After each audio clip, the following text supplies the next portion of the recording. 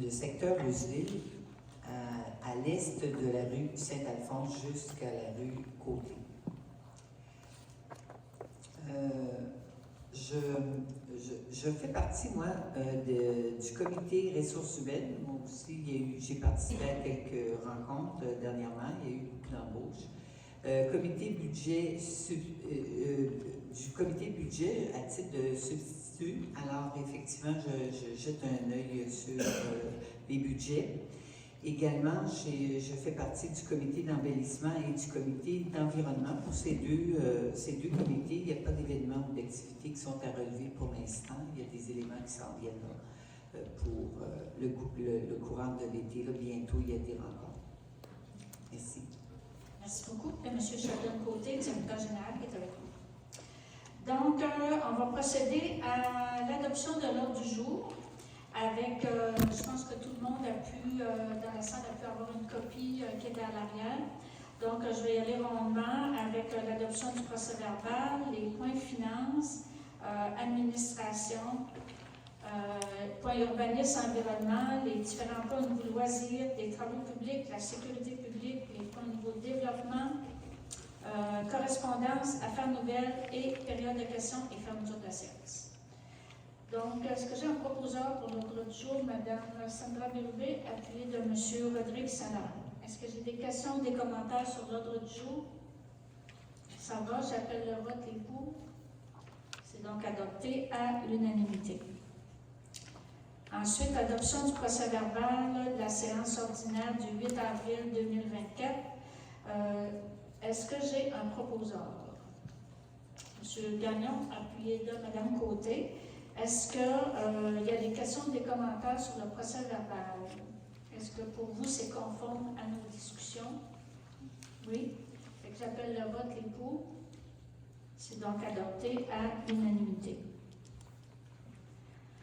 J'inviterai donc M. Marc-Olivier Langlais, Jonathan Arnaud de la firme Raymond Chabot et Mme Nancy Bérubé, qui est notre directrice financière, à venir à l'avant pour nous présenter les états financiers. Là aussi, il y avait un document qui était disponible à l'arrière.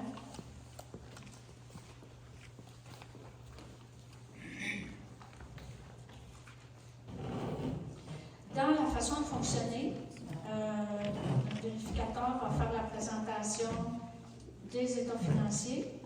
On va faire après une période de questions. Et on va faire l'adoption du dépôt, dans le fond, des états financiers après la période de questions. Ça fait que vous allez pouvoir adresser vos questions directement au vérificateur ou à Mme Bérubé. Fait que je vous laisse la parole, M. Langlais. Donc, bonjour tout le monde. Vous m'entendez bien? Oui. Donc, je me présente. Donc, Marc-Olivier Langlais, directeur principal en certification chez Raymond Chabot Grant Thornton à Rimouski.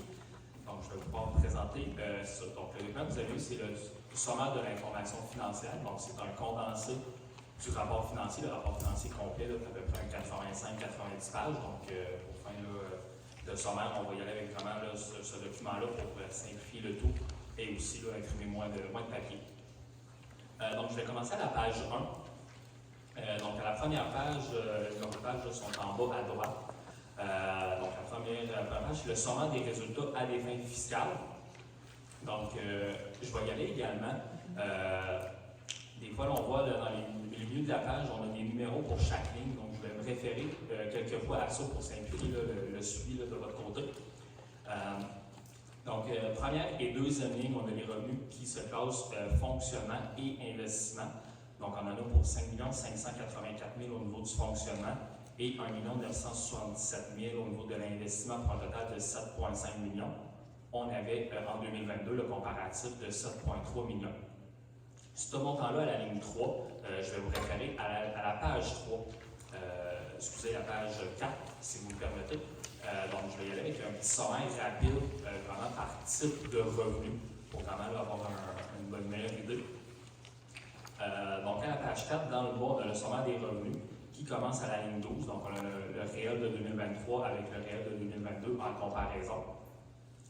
Donc, à la première ligne, la ligne 12, on a les revenus de taxation à 4,1 millions, une augmentation de 378 000 comparativement à 2022, expliqué par le taux de taxation là, qui est passé de 0,996 du 100 à 1,018 du 100 $. Par la suite, on a la compensation tenant lieu de taxes à la ligne 13 de 82 000.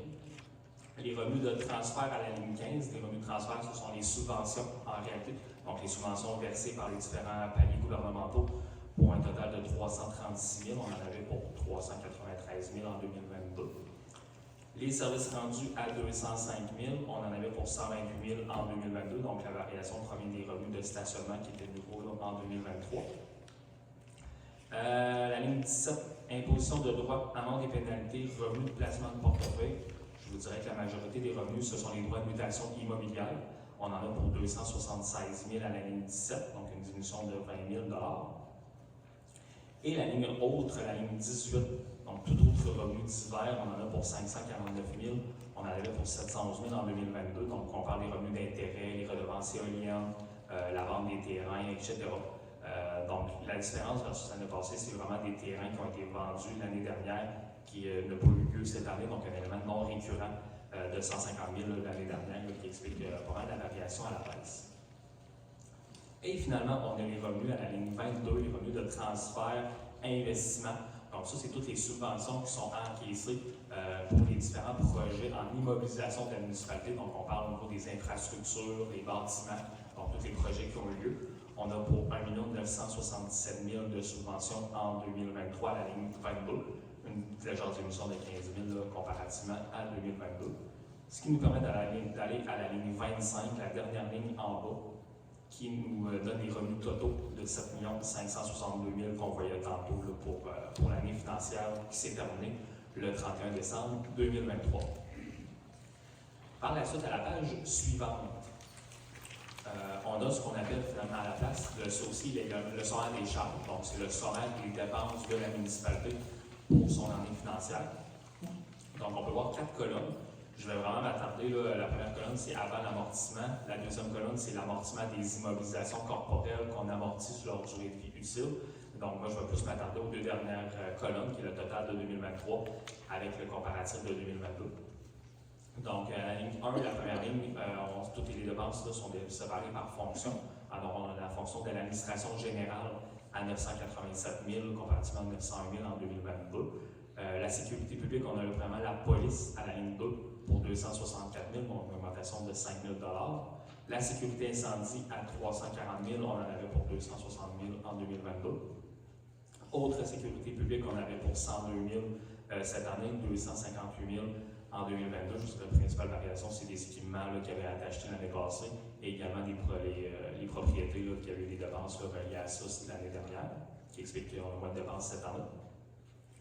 Au niveau du transport réseau routier, 1 279 000, donc une hausse de 163 000 comparativement à 2022. La variation provient principalement des travaux sur le rang 3 qui ont été terminés et qui sont amortis sur leur durée de vie utile depuis cette année. Donc, c'est vraiment la variation là, au niveau d'une dépense d'amortissement des immobilisations corporelles qu'on amortit là, sur une durée de vie. Et le transport collectif à 62 000, une petite baisse de 8 000 cette année. Ensuite, à la ligne 8, hygiène du milieu, donc séparé en 3. Donc, on a les eaux et égouts pour 839 000 versus le 783 000 de 2022. Matières résiduelles, 608 000, on avait 442 000 en 2022. La hausse, c'est vraiment les nouveaux contrats de déchets, de matières recyclables, matières organiques et les codes-parts de la MRC là, qui ont augmenté là, pour un total de près de 150 000 de variation à la hausse. Et les autres revenus d'hygiène du milieu qui sont à 11 000 comparativement aux 16 000 de 2022. Par la suite, à la ligne 11, on a les santé et bien-être à 20 000 la ligne 12, on a l'aménagement, urbanisme et zonage à 124 000, une augmentation de 19 000 versus 2022. Promotion et développement économique, 217 000, on en avait pour 62 000 en 2022. Donc, les variations, c'est vraiment plusieurs embauches au niveau des ressources humaines, des nouveaux postes qui ont été ajoutés cette année-là, qui fait une augmentation des dépenses. Et la ligne autre, on a une dépense de 1 000 cette année, on avait 91 000 l'année dernière. Je le mentionnais tantôt, l'année dernière, la municipalité a vendu différents terrains. Ces terrains-là, ils étaient mis en revenu. le coût de ces terrains-là, donc d'à peu près 90 000, était mis à la ligne 14 l'année dernière. Donc, c'est pour ça qu'on a une variation à la baisse. Et je termine avec les deux dernières lignes. La ligne 15 de l'agriculture à 854 000. On avait 711 000 là, en 2022, donc une variation également là, causée par plusieurs différentes embauches, sinon des kiosques et également d'autres dépenses diverses. Et finalement, le frais de financement à la ligne 17 de 282 000. On avait 224 000 en 2022, l'augmentation provient des nouveaux emprunts de l'année dernière et de cette année. Ce qui nous permet d'avoir les charges, donc les dépenses totales à la ligne 21 de 5 995 000. On en avait pour 5 324 000 en 2022. Donc ça, c'est un résumé là, au niveau des revenus et des dépenses. Donc si on retourne à la page 1, donc là j'étais à la page 4. Donc c'est ça. Si je retourne à la page 1, qui est mon sommaire des résultats avec un fiscal là, que j'expliquais au tout début de ma présentation. Donc les revenus, on les a vus à la ligne 1 et 2. Les charges, on les a vus à la ligne 4. Donc, ce qui nous permet d'avoir un premier excédent de l'exercice à 1 567 000. Et par la suite, de la ligne 6 à la ligne 15, on vient faire une petite conciliation. Premièrement, on enlève les revenus d'investissement. Parce que les revenus d'investissement sont pour des infrastructures, des immobilisations, des bâtiments, etc. Donc, on vient les enlever de notre calcul. Ce qui nous donne un excédent de fonctionnement avant notre conciliation des fins fiscales qu'on appelle, on a un premier déficit de 410 000 cette année. Par la suite, on a nos différents éléments de conciliation des fins fiscales, puis je ne vais pas trop loin là, en termes de technicalité comptable, mais c'est vraiment pour un peu, d'une certaine façon, là, y aller plus au niveau trésorerie, au niveau liquidité de la municipalité, ce qu'elle a décaissé. Donc, on a des amortissements des immobilisations corporelles qui sont inclus dans nos dépenses qu'on vient enlever, puisque ce n'est pas une dépense de niveau liquidité, à la ligne 8. On vient par la suite avoir une dépense à la ligne 10 de remboursement pour les dettes, donc les dettes là, qui sont remboursées par la municipalité de 428 000. À la ligne 11, on a les activités d'investissement, donc 54 000 qui ont été utilisés par le fonctionnement pour pallier à des dépenses d'investissement en 2023. Et à la ligne 12, on a l'excédent accumulé, donc c'est les montants qui ont été pris de l'excédent accumulé, que ce soit affecté ou non affecté, pour pallier à assumer des dépenses au niveau de l'année courante. Donc, c'est des dépenses qui ont été assumées par les surplus accumulés de 295 000, ce qui nous donne une conciliation totale à la ligne 14 de 821 000.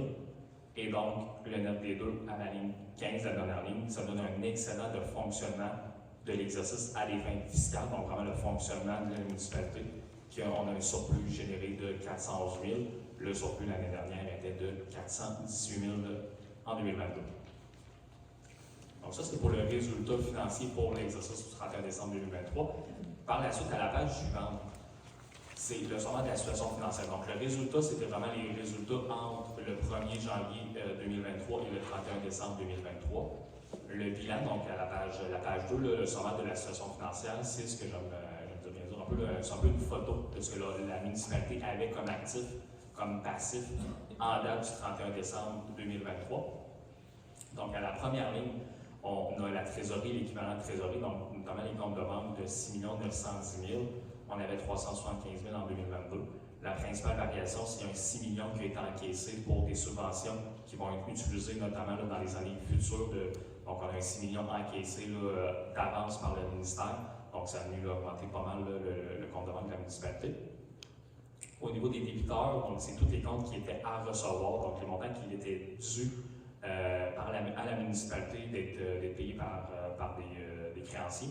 Donc on avait 7 896 000, on avait 6,9 millions en 2022. Je vous dirais que c'est dans le fond, ces montants-là, les variations principales, c'est vraiment au niveau des subventions à recevoir des ministères qui ont augmenté. Sinon, c'est vraiment là, les subventions, la taxation à recevoir, autres comptes divers, tous les revenus divers à recevoir de la municipalité. Mais c'est vraiment les subventions au niveau du gouvernement qui ont augmenté les montants à recevoir. Par la suite, à la ligne 17, donc la ligne 17, on a 10,1 millions de dettes à long terme, on en avait 10,5 millions. Donc on a une nouvelle dette d'à peu près presque 400 000 cette année. La différence restante, c'est les remboursements de dettes qui ont fait que la dette à long terme a diminué au sein de la municipalité. Et la ligne 9, la ligne haute, à 11 987 000. L'année dernière, on avait 1,9 million. Donc, ce montant-là, il se compose vraiment de plusieurs éléments. Donc, le 1 million, premièrement, il y a le 6 millions qui est des revenus reportés, que je parlais tantôt, d'une subvention qui a été encaissée d'avance par les ministères. Donc, on a un 6 millions qui est reporté pour être utilisé dans les années futures. Également, on a une augmentation des comptes à payer des fournisseurs de 360 000. Et également, on a des emprunts temporaires de 3 millions qui ont été contractés dans l'année pour des projets qui ont débuté d'être investis par la municipalité. Donc, on en a pour 3 millions supplémentaires cette année, ce qui nous permet d'avoir des passifs totaux de 22 millions. On en avait pour 12 millions l'année dernière. Et par la suite, à la ligne 12 et 13, on a les actifs qu'on juge non financiers. Donc, les actifs non financiers, c'est notamment les immobilisations corporelles, donc toutes les infrastructures, les bâtiments de la municipalité, le matériel roulant, les équipements, etc. Pour 27 691 000, on en avait pour 25 millions en 2022. Principalement variation, 3,4 millions d'acquisition, 1 million d'amortissement fait notre différence. Et à la ligne autre, 1,6 million. Notamment, c'est les frais payés d'avance, les stocks de la municipalité. Et on a également des propriétés là, destinées à la revente qui ont été investies en infrastructure qui vont être revendues dans le futur. Donc, on en a pour 1,2 million cette année. L'année passée, on avait le stock propriété destiné à revente et les frais payés d'avance de 332 000 à la ligne 13. Donc, la variation, c'est vraiment les propriétés destinées à la revente qui nous donne un excédent accumulé. Donc, tous les excédents générés par la municipalité depuis le début de son existence de 22 millions, on en avait pour 20 450 000 en 2022. Donc, ça, c'est vraiment le sommaire de la situation financière. Le dernier point que je regarde avec vous, c'est le détail de l'excédent accumulé. Donc, le détail de la ligne 15, on le voit à la page suivante, à la page 3. Donc, je vais y aller un peu inversement. Je vais commencer par le bas. Donc, on peut voir à la ligne 15, dans le bas complètement, l'excédent accumulé, total de 22 millions que j'expliquais il y a quelques secondes. Il est composé de différents montants. Donc, si je vais vers le haut, on a à la ligne 13 23 371 000. Ça, c'est vraiment les investissements nets dans la municipalité au niveau des immobilisations et des autres actifs.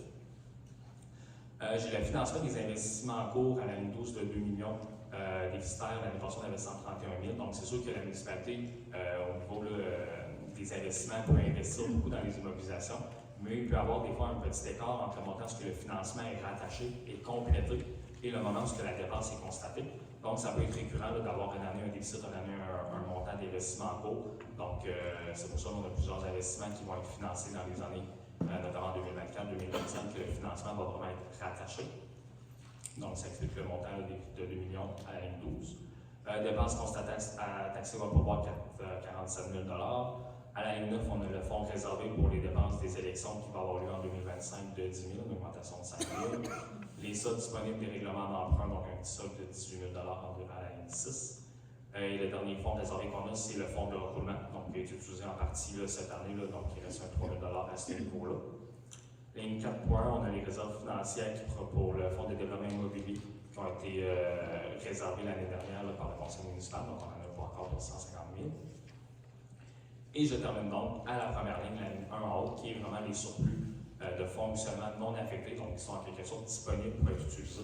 Alors, on en a à la ligne 1, on en a pour 547 000, on en avait 725 000 en 2022, donc la variation, c'est, oui, on a fait un surplus cette année, mais il y a des montants qui ont été investis, notamment utilisés pour les dépenses qui ont été utilisées via les surplus. Donc, c'est pour ça qu'en général, on a quand même un bon montant, mais qu'il y a une petite baisse versus 2022. Donc, c'est ce qui compose notre 22 millions total d'excédents accumulés en date du 31 décembre 2023. Bien entendu, les chiffres seraient différents d'aujourd'hui. Donc, c'est pas mal ça de mon côté. Le reste, je pense que c'est pas mal le tour. Là. Il y a des petites pages qui sont passées, mais que je ne présenterai pas. Là, c'est plus du technique un peu plus poussé, là, des informations un peu plus superflues pour versus les besoins de ce soir. Donc, je ne sais pas si c'est avec des questions. Ça, je vous inviterai, là, si vous avez des questions sur le rapport financier 2023, vous pouvez vous présenter au micro, vous identifier et poser votre question. Peut-être vous dire qu'au niveau du conseil municipal, on a eu une rencontre avant là, avec les vérificateurs qui nous ont fait toute la présentation et que nous avons eu l'occasion de tout poser des questions et bien comprendre l'ensemble du dossier. Fait que nous, on n'a pas d'autres questions là, pendant la séance publique. Fait que je comprends que vous n'avez pas de questions.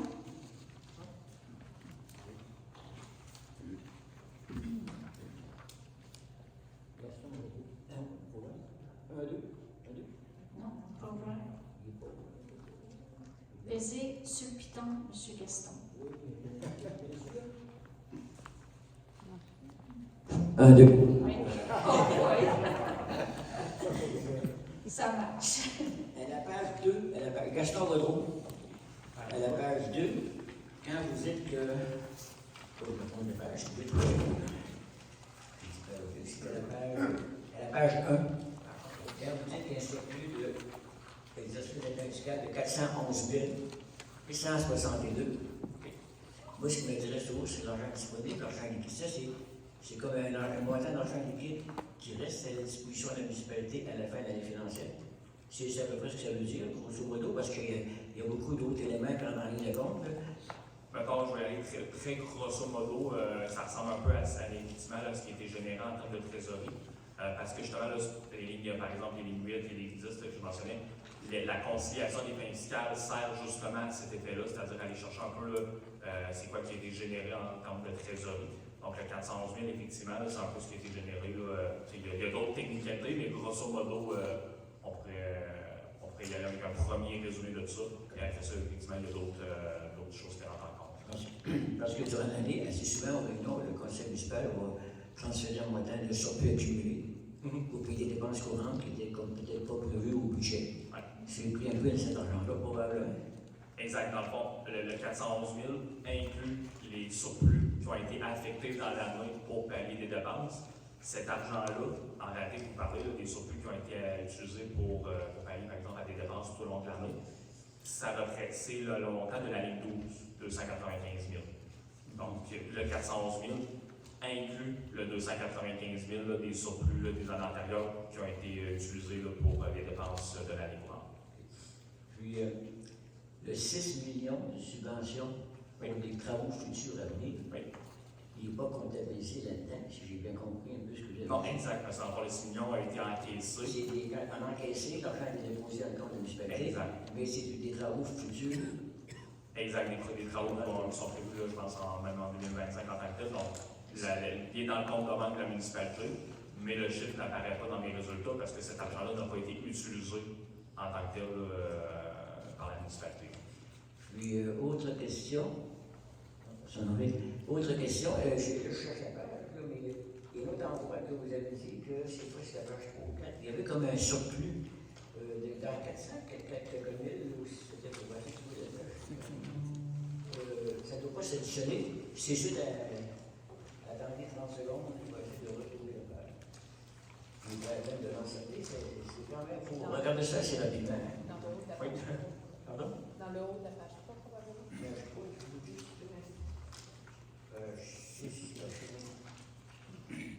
J'ai pu comprendre que c'était un montant de surplus, mais c'est pas vraiment un surplus comme on vient de parler du 411 000. Ça ne s'additionne pas le 411 000, c'est juste Peut-être vous parliez à la page 3, vous mentionnez de la ligne 1, qui est l'excédent de fonctionnement non affecté, les surplus accumulés depuis le début de l'existence de la municipalité, d'une certaine façon. 547 000. Oui, c'est ça. Oui, En fait, ces 547 000-là inclut le 411 000, c'est-à-dire au 31 décembre 2023, les surplus qui étaient disponibles pour être utilisés par la municipalité, qui étaient non affectés, pas déjà affectés à un autre projet, étaient de 547 000 en date du 31 décembre 2023, inclut le 411 000. Oui, donc ça ne s'additionne pas. Ça ne peut pas descendre. Exactement, c'est ça, ça ne s'additionne pas un et l'autre. Là, j'avais une autre question concernant les euros dateurs. Ça va venir tout à l'heure, après. C'est comptable qui était là pour répondre.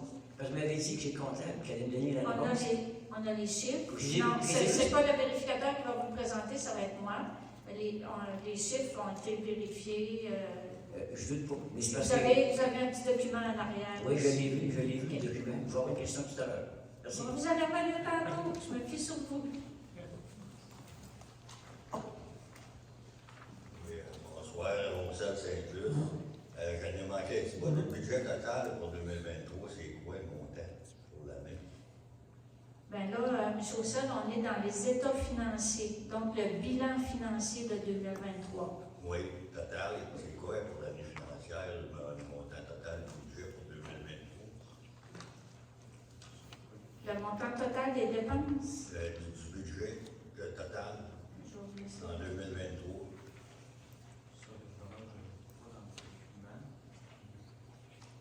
Mais ce qu'on a là pour les revenus totaux, parce que là, dans le document, Oui, vous avez la ligne budget, oui, puis vous avez la ligne réalisation 2023. Fait que si vous regardez là, dans la colonne budget, oui. vous allez avoir, ça va tout répondre à votre question.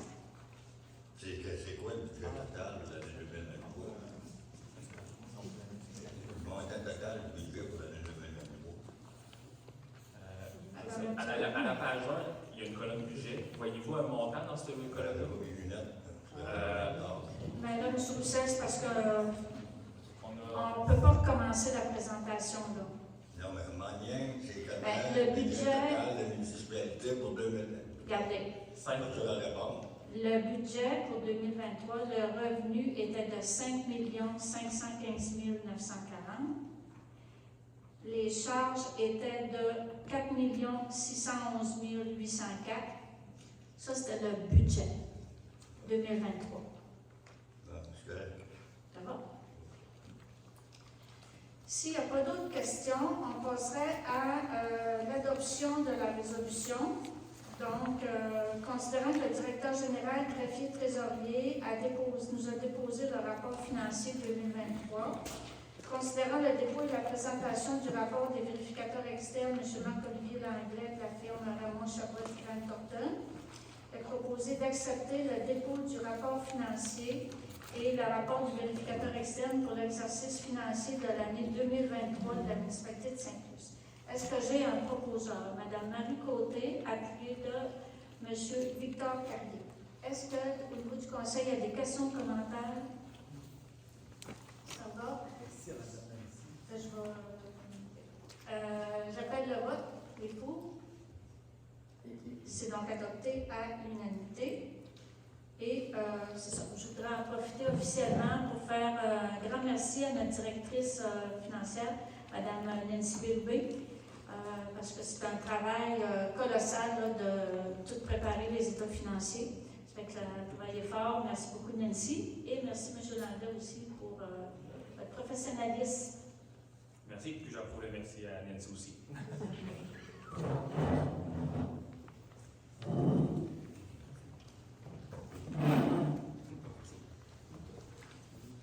Donc, pour poursuivre, vous aviez à l'arrière le rapport sur les stationnements payants.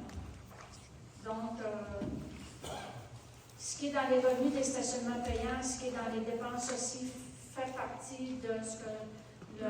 Langlais nous a présenté tout à l'heure, mais on l'a détaillé là, pour le stationnement payant. Donc, au niveau des revenus des eurodateurs, il y a eu des revenus de 75 381,75 $. De ce montant-là, il y a des taxes qu'il fallait remettre au gouvernement, donc 9 818,15 $. Il y a eu des amendes, là, des contraventions. Il y a eu 650 contraventions de remis l'été dernier. Donc, ça rapportait un montant de 17 220 $ pour un total de revenus, excluant les taxes, de 82 783,60 $. Et je vais vous rappeler que l'année passée, c'était notre première année au niveau des stationnements payants. Ça commençait le 1er mai. Il y a eu différentes problématiques avec les eurodateurs au niveau informatique, au niveau des connexions. Ça a été à la mi-juillet avant que tout fonctionne bien. Là. Ça fait que tout ça pour vous dire qu'au niveau des revenus, c'est pas une année là, qu'on se dit qu'on peut se fier là, pour voir les vrais revenus qu'on pourra faire. Ça fait qu'on se donne d'autres années pour tout évaluer ça. Au niveau des charges, il y a eu le salaire au niveau des agents de stationnement, 40 730 $, les cotisations de l'employeur pour 3 658 $, téléphone cellulaire parce que les agents de stationnement peuvent vérifier là, si le stationnement est payé avec leur cellulaire. Les frais transactionnels des horodateurs, ça c'est le montant qu'on paye pendant 5 ans pour rembourser les horodateurs. Le véhicule qui servait aux agents de stationnement, c'est un pick-up, donc 190 $ pour les frais d'immatriculation. Au niveau de l'essence, ça a coûté 2 904,35 $. Signalisation, stationnement, donc toutes les pancartes qu'on a fait faire, il y en a eu pour 2 786 $. Vêtements, chaussures et accessoires pour nos agents de stationnement, 1109,58 $. Fourniture de stationnement, ça c'était surtout les contraventions, 590,93 $. Et les redevances de stationnement, là, on a une entente avec la fabrique parce qu'il y a un horodateur dans le stationnement de l'église. C'est nous qui payons le horodateur puis qui assumons l'entretien et tout ça. On a une entente avec la fabrique, on leur redonne 50% des revenus de l'horodateur qui est dans le stationnement de l'église. Donc, ça représente 4 517,50 $. Ce qui fait un total de dépenses de 63 870,68 $ pour des revenus nets de 18 912,92 $. Et pour votre information, ça c'est comme le bilan 2023, mais on a fait des changements là, pour l'été 2024. Ça fait que, comme au niveau des agents de stationnement, l'année passée, il y avait 2 personnes à temps complet.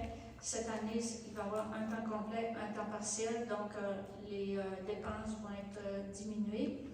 Au niveau des frais d'essence, là, le camion, la camionnette qui servait aux agents de stationnement a été transférée aux travaux publics parce qu'il y avait besoin d'en changer une. Et pour le stationnement, on a acheté une petite voiture électrique, là, une Ford Focus. Donc, ce qui va coûter beaucoup moins cher là, au niveau de la voiture, puis il n'y aura plus de frais d'essence. Au niveau de la signalisation, là, le montant de 2 786 $, les pancartes ont pas mal toutes été achetées l'été passé. Il y en a quelques-unes là, à faire cette année, mais la dépense va être beaucoup moins importante. Les vêtements, chaussures, au niveau des agents de stationnement, ça, à leur recommandation, là, cet été, il va y avoir seulement des dossards avec écrit dessus, là, agent de stationnement. Ça fait que ça, il n'y aura pas de frais supplémentaires. Et pour les contraventions, ça avait coûté 590, là, on en a pour à peu près 3 ans. Ça fait que ce montant-là ne reviendra pas cette année.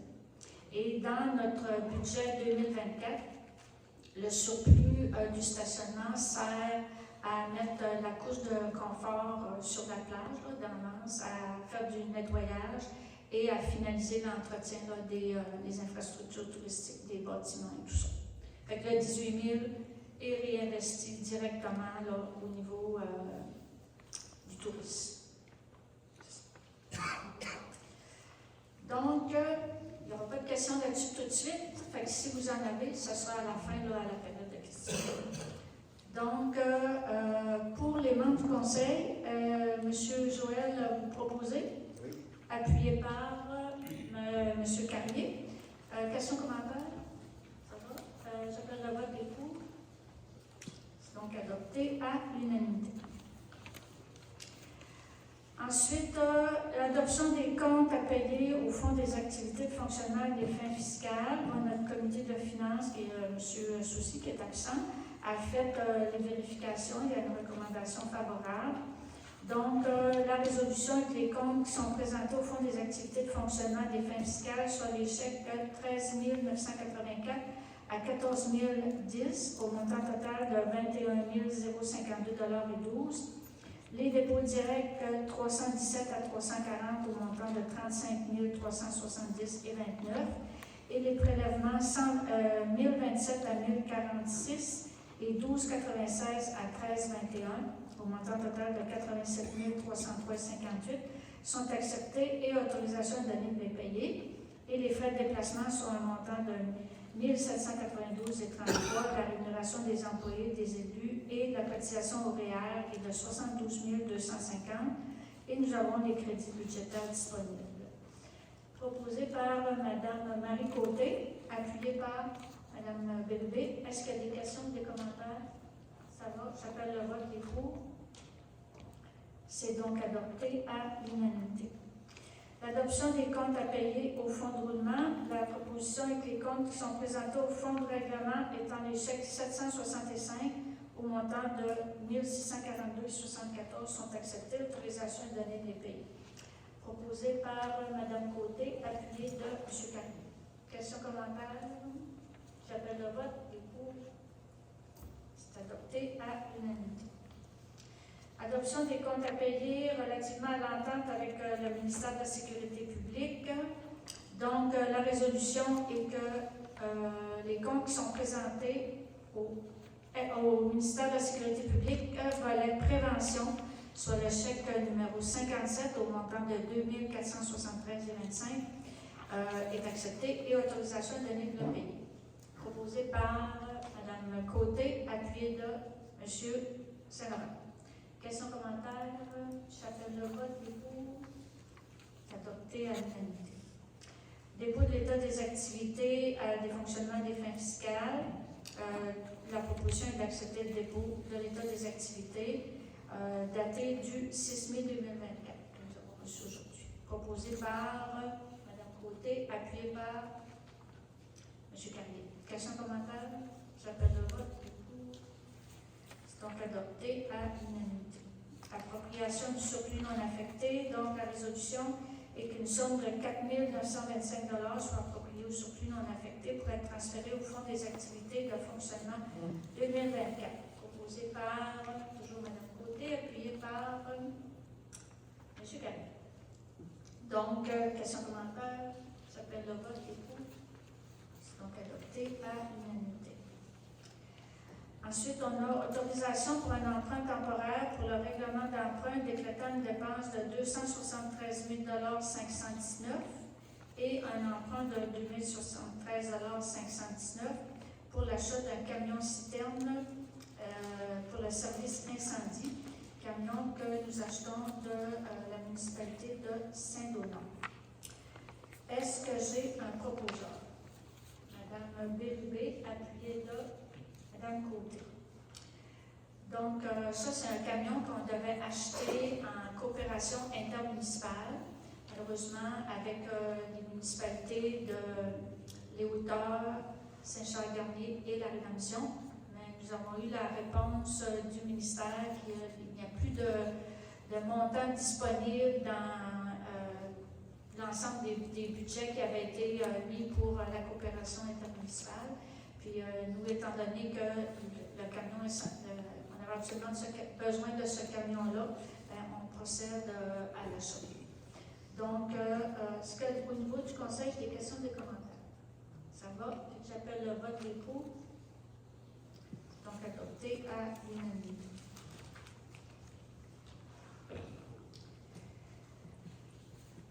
Programme d'aide à l'entretien du réseau local, niveau 1 et 2, c'est la reddition de compte pour l'année 2023. On a reçu une subvention de 65 322 $ du ministère des Transports pour l'entretien de nos routes locales. Donc, il faut leur faire la démonstration que ça nous a coûté minimalement ce montant-là. Et dans les frais, nous, ce que ça nous a coûté, c'est 240 815 $. Donc, on se qualifie entièrement à la subvention. Donc, la résolution est d'attester la véracité des frais encourus qui sont de 240 815 $ et de ce fait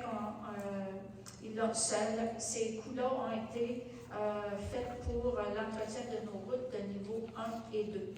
Ce qui fait qu'on va recevoir la subvention de 65 322 $. Est-ce que j'ai un proposeur? M. Saint-Laurent, appuyé de M. Carrier.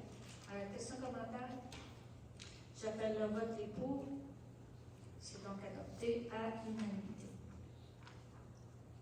Ensuite, résolution de placement pour une aide financière reçue du ministère de la Sécurité publique au montant de 1 million de dollars pour la recharge de plage phase 2.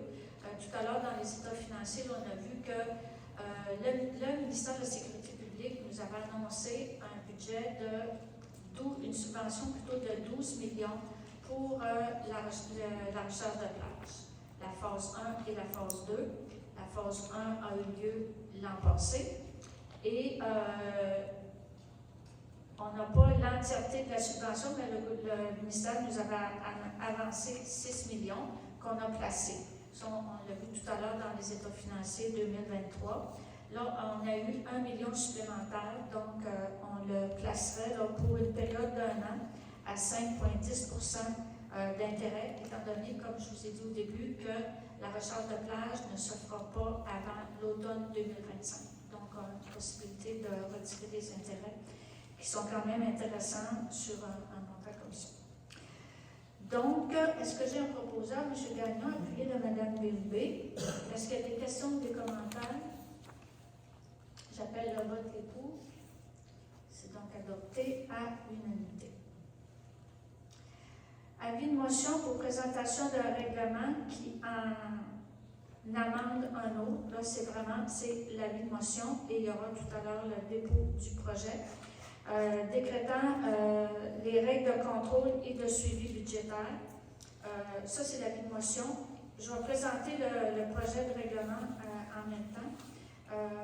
Dans le fond, là, on pense qu'il est utile de modifier notre règlement, notamment pour augmenter les montants de dépenses qui peuvent être engagés par les responsables d'activités budgétaires. Ce qu'on propose, c'est que ça, dans le fond, c'est des montants que le directeur général et les directeurs peuvent engager, des montants maximum, dans des montants qui sont déjà prévus au budget, qui sont quand même présentés au niveau du conseil municipal. Mais c'est comme dans des cas d'urgence où, entre deux conseils municipaux, par exemple, les directeurs de la municipalité peuvent engager ces frais-là. On est toujours mis au courant.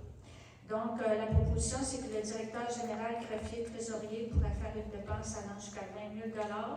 Les autres employés cadres qui sont directeurs des travaux publics, directeur des services incendie, directrice des finances, ça peut aller jusqu'à 10 000 $ et le coordonnateur au loisir en montant pour aller jusqu'à 3 000 $. Donc, est-ce que j'ai un conseiller ou conseillère qui serait d'accord pour déposer l'avis de motion pour modifier ce règlement-là? Madame Marie Côté. Et Madame Côté, est-ce que vous êtes d'accord à déposer le projet aussi? Oui. Donc, la modification sera votée finale lors du prochain conseil. Au niveau des points en administration, l'offre de service de Terreau. Terreau, c'est un organisme qui s'occupe de toute la question de l'eau potable au niveau de notre municipalité, particulièrement là, les captations, les travail avec les agriculteurs qui sont autour de nos captations d'eau. Donc, une offre de service concernant la situation actuelle de nos ressources en eau, les effets projetés des changements climatiques sur l'alimentation en eau potable, sur les liens avec les activités agricoles. Et c'est une offre de service qui est au montant de 9 900 $ avant taxe. Donc, est-ce que j'ai un proposeur, Mme Bellevue, appuyé de M. Carrier? Est-ce qu'il y a des questions ou des commentaires? Ça va? J'appelle le vote et pour. Donc, adopté à l'unanimité. Ensuite, avis de règlement concernant la division du territoire en 6 districts électoraux. Ça, c'est en vue des futures élections municipales. Lors des dernières, la municipalité avait été divisée en 6 districts, ce qui fait que 6 conseillers représentent chacun des districts. Donc, on dépose le même règlement pour les prochaines élections. Donc, c'est ça. Dans le fond, c'est exactement la même chose. Il y aurait toujours 6 districts. Tout à l'heure, les gens se sont présentés, ça fait que c'est exactement la même chose. Puis le gouvernement nous demandait de redéposer notre règlement. Donc, Mme Bérubé, proposée, appuyez-le. Avis de motion, oui. Mme Bérubé, vous déposez l'avis de motion? Donc, l'avis de motion, le dépôt. Fait que le vote final se fera lors du prochain conseil. Que ce soit adopté? Oui, pardon. Et là, vous m'aidez. Excusez-moi. Oh, oui, je viens de voir. Excusez, pardon. Donc, proposé par Mme Bérubé, appuyez-le, M. Saint-Laurent. Est-ce qu'il y a des questions ou des commentaires? J'appelle le vote pour. C'est donc adopté à l'unanimité.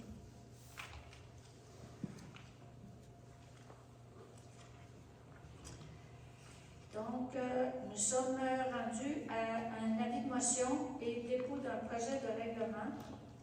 Je vais donc présenter tout de suite le projet de règlement. Ça concerne les avis publics. Donc, quand on a des avis publics à faire, ces avis-là doivent être affichés. Auparavant, dans le règlement qu'on avait, il était affiché dans les épiceries, au bureau de poste et au bureau municipal. Et ici, à la salle au filet ventile.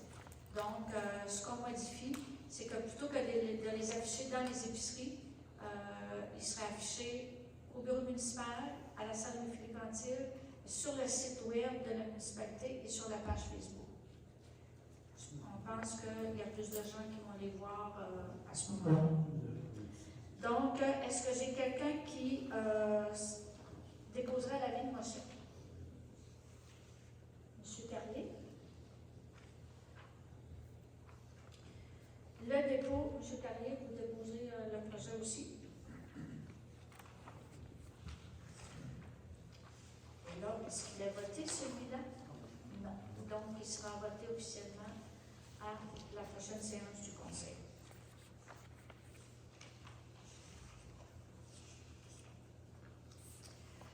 Ensuite, nous avons une demande de commandite de l'École de Mistral pour le gala de fin d'année, donc une proposition pour verser la somme de 100 $ au gala de fin d'année, proposée par Mme Bérubé, appuyée par Mme Côté. Question, commentaire?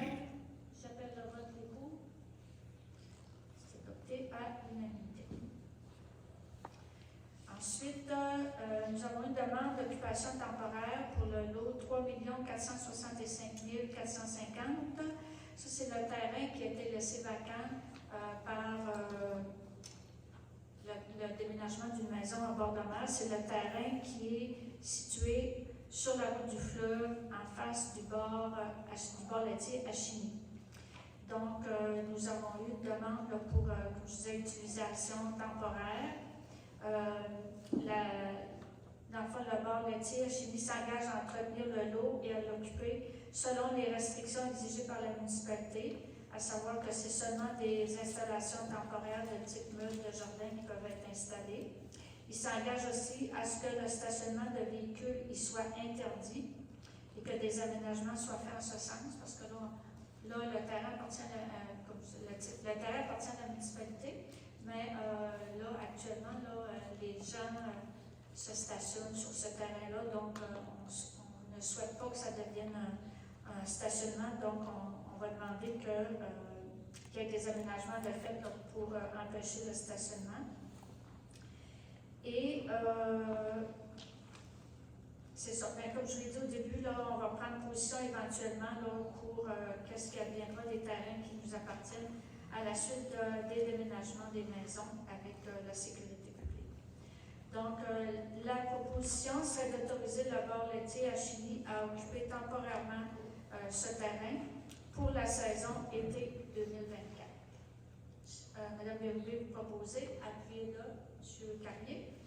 Est-ce qu'il y a des questions ou des commentaires? Ça va, j'appelle le vote qui est pour. C'est donc adopté à l'unanimité.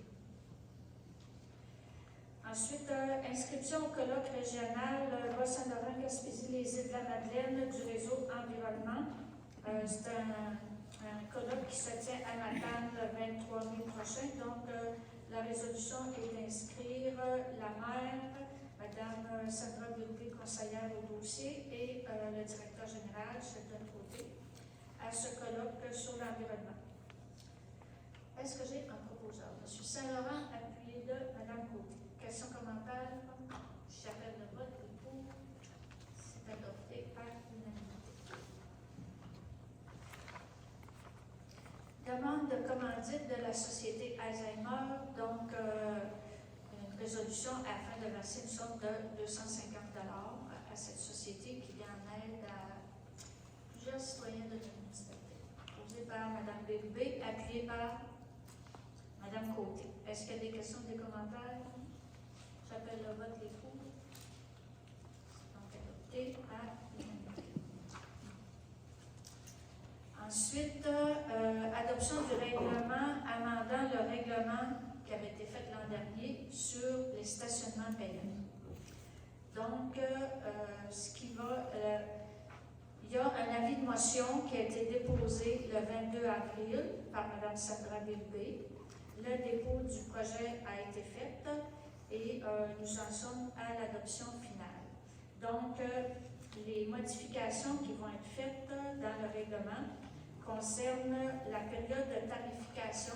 Donc là, les heures de stationnement restent de 9 h le matin à 17 h en fin d'après-midi, mais les gens pouvaient juste payer à partir de 9 h. Si quelqu'un, par exemple, venait à 8 h du matin, il ne pouvait pas payer tout de suite pour son avant-midi, par exemple. Donc là, le tarif va pouvoir être payé 24 heures sur 24.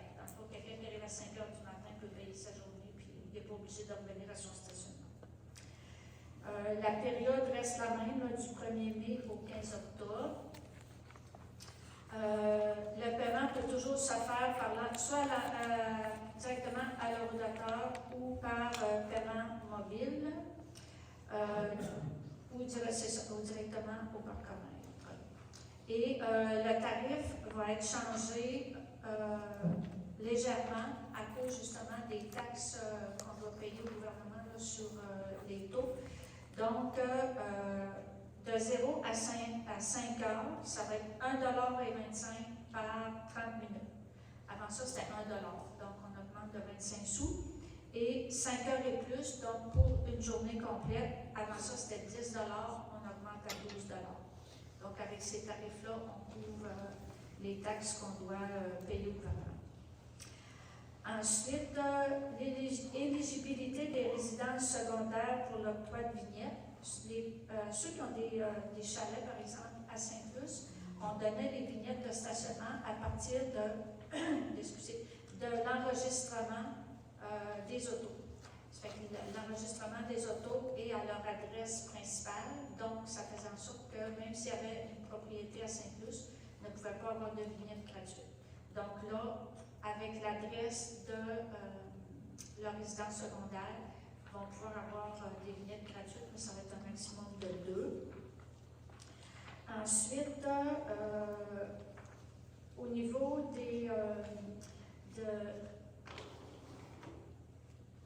des stationnements pour personnes handicapées, il n'y aura pas de tarif de stationnement qui va être demandé pour les personnes qui sont stationnées dans les stationnements pour personnes handicapées.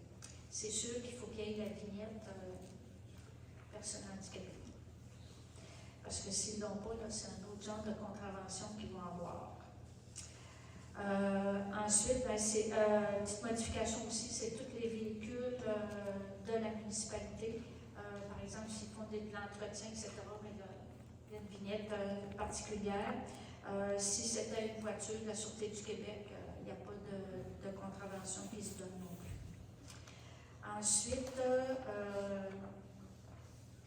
c'est ça. Lorsqu'il y a des événements particuliers, par exemple une conférence de presse, quelque chose comme ça, Il n'y a pas de contravention qui se donnerait, mettons, aux journalistes qui se présentent à la conférence de presse. C'est des petites choses qui sont arrivées l'été passé, puis c'est pas... c'est pas le fun pour eux. Ensuite, on va permettre l'achat de vignettes hebdomadaires pour 7 jours qui sera au coût de 60 $. Vignettes mensuelles, 160 $ et quelqu'un qui donne une vignette pour toute la saison, ce serait 320 $. Donc, il y a quand même des économies d'échelle. Fait que c'est l'ensemble des modifications qui seraient apportées au règlement sur les stationnements payants. Est-ce que j'ai un proposeur? Madame Bébé, appuyée de Monsieur Saint-Laurent. Est-ce que j'ai des questions ou des commentaires? J'appelle le vote pour. C'est donc adopté à l'unanimité. Ensuite, un forum interrégional sur les risques côtiers. C'est un forum qui va se tenir à la Rivière-du-Loup les 29 et 30 mai prochains. Excusez, oui, 30 et 31 mai. Donc, une proposition à l'effet que la maire, la conseillère au dossier, Mme Sandra Bellevée, et le directeur général soient inscrits à ce forum. Proposeur, M. Gagnon, appuyé de M. Saint-Laurent. Questions, commentaires? J'appelle le vote, les pour. C'est donc adopté à l'unanimité. Ensuite, renouvellement de l'entente avec le directeur général. Donc, proposer de renouveler l'entente du directeur général, greffier trésorier, M. Sheldon Côté, à partir du 1er mai 2024, selon l'entente intervenue entre les parties, et de laisser la maire à signer l'entente. Proposé par Mme Bellevée, appuyé par Mme Côté. Est-ce qu'il y a des questions, des commentaires? J'appelle le vote des pour. C'est donc adopté à l'unanimité. Fermeture de la caisse des jardins. Comme je vous disais un petit peu au début, c'est sûr que pour nous, là, c'est une décision qu'on trouve difficile pour nos citoyens. Même si on est un petit peu, je dirais vraiment un petit peu, et je pèse sur mes mots, un petit peu moins touché, dans le sens que la Caisse des Jardins garde la bâtisse dans le secteur Saint-Luce. Les services conseils vont être maintenus. On n'a pas de garantie sur la durée, par exemple. Donc, pour nous, c'est ça. Il y a des personnes au niveau de notre population qui n'ont pas nécessairement la possibilité de se servir d'Internet, qui n'ont pas non plus les connaissances requises pour utiliser l'accéder. Il y en a qui n'ont pas les moyens de transport non plus pour se déplacer dans d'autres succursales. Puis on constate que c'est vraiment une perte là, pour un service de proximité. Donc, la proposition, ce serait d'acheminer à Desjardins les demandes suivantes. Premièrement, les aviser de notre désaccord face à leur décision. Leur demander de reporter la fermeture du guichet minimalement jusqu'au moment de sa fin de vie. Donc, on sait que les guichets actuels étaient bons encore pour 2 ans. Donc, ils nous ont dit qu'après 2 ans, les changer, ça coûtait 270 000 par guichet. Sauf que ceux qui sont là sont encore bons pour 2 ans. Ça fait qu'on veut leur demander de au moins maintenir ceux qui sont là. Ça donnerait du temps aussi aux personnes là, pour s'adapter à cette situation-là. On souhaite que les personnes qui sont affectées par la fermeture, donc qui n'ont pas accès à Internet ou qui ne sont pas en mesure de faire leurs transactions par accéder, qu'ils soient rencontrés, mais pas juste rencontrés, qu'il y ait une formation qui leur soit donnée pour que ces personnes-là puissent être autonomes dans leurs transactions. Puis au niveau de la municipalité, on mettrait les ordinateurs qui sont dans les bibliothèques municipales. Donc, il y en a une ici, il y en a une dans le secteur Saint-Luce-sur-Mer.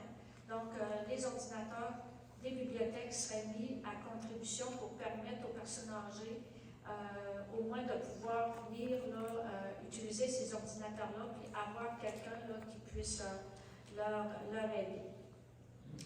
Ensuite, on demande aussi qu'un transport soit organisé par Desjardins sur une base régulière pour permettre aux personnes qui n'ont pas de voiture ou qui ne peuvent pas faire leurs transactions toujours là, par accéder, de pouvoir se rendre à une succursale la plus proche.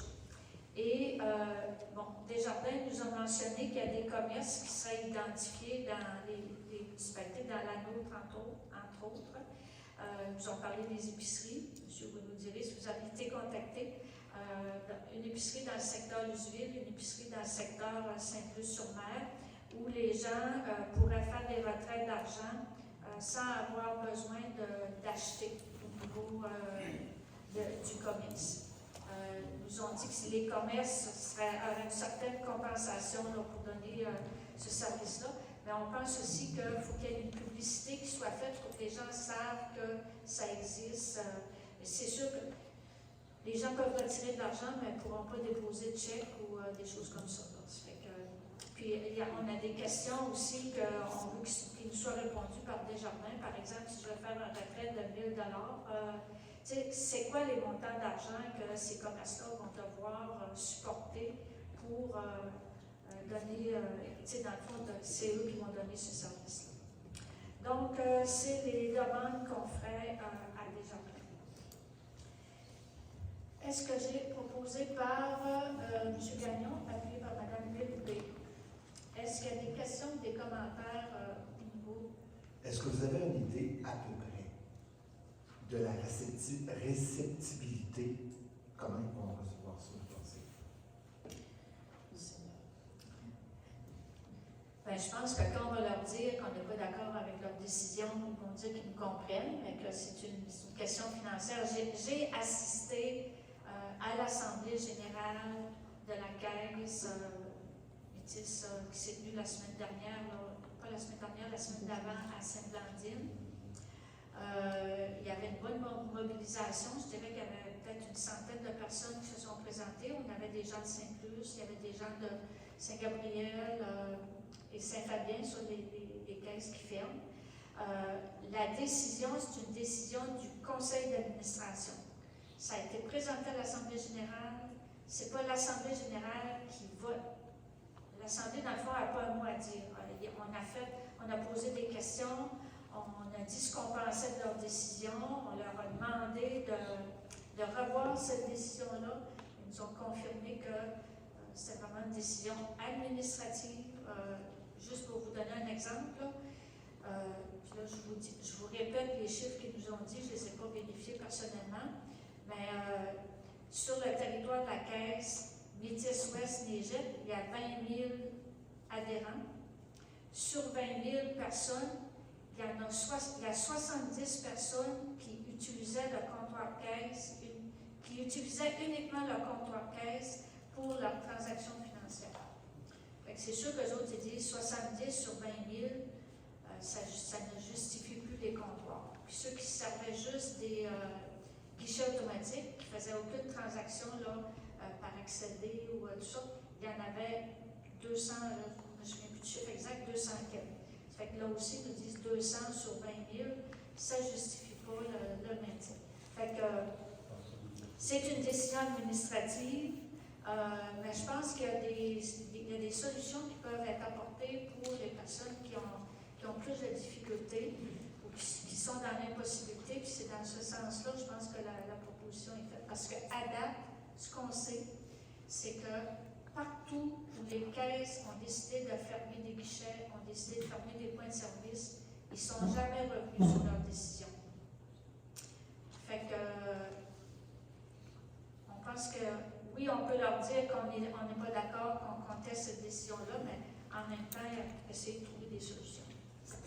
Je m'excuse, c'était surtout pour le point 3, 4, 5, 6, parce que les deux premières, j'imagine que les caisses ne sont pas trop réceptives là, par rapport à ça, mais le point 3, c'est marqué que les gens concernés soient rencontrés. Point 4, les ordinateurs. Point 5, le transport, puis le point 6, c'était ça que je voulais surtout savoir. Mais c'est des choses qui ont amené, mais qu'on n'a pas de confirmation à date de solution. Puis dans ce qu'on demande, c'est qu'ils fassent la publicité aussi des solutions qui vont être mises en place. Donc, il y a Je- pas de je- chance, c'est numéro 3, 6 d'être accepté. Oui, puis je sais qu'actuellement, il y a des personnes âgées qui ont commencé à être rencontrées. OK. Est-ce qu'il y a d'autres questions? J'appelle le vote, les pour. C'est donc adopté à l'unanimité.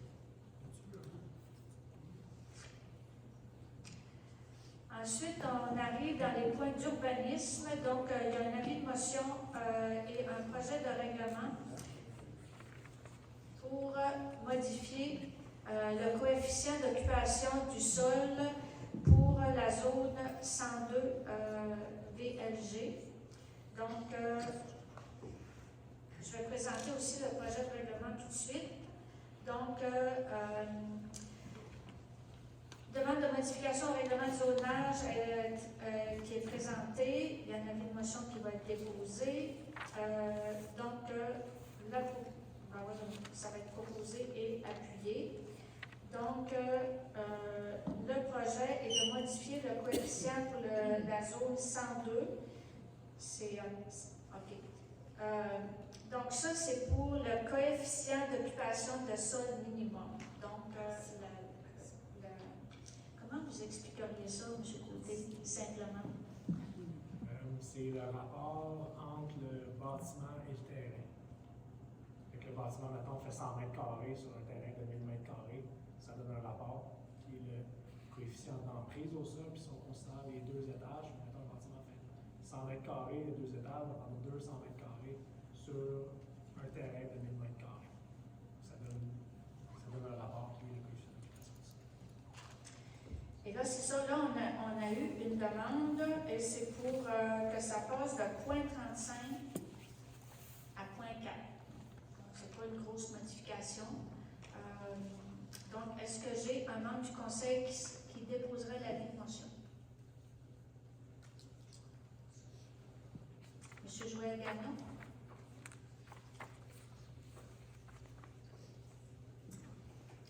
Donc, le premier projet, ça me prend un proposeur et un appuyeur.